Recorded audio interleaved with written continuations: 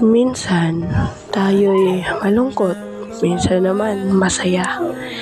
Minsan tayo'y mag-isa, pero minsan tayo'y may kasama. Pero bakit nga ba iba yung saya kapag kasama natin yung mga mahal natin sa buhay? Lalo na yung mga magulang mong nagpakahirap para itaguyod kayong magkakapatid. Yung nanay o tatay mong nagpakahirap mapalaki lang kayo ng maayos.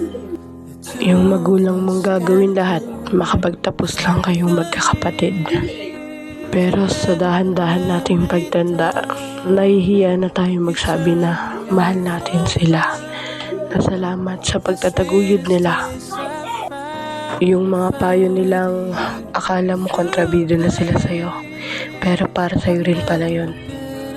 Habang patanda ka ng patanda, naiisip mo na sisikapin mo makapagtapos para masuklian mo lahat ng ginawa nila para sa'yo. Upang sila naman ang iyong pagsilbihan pagtanda nila.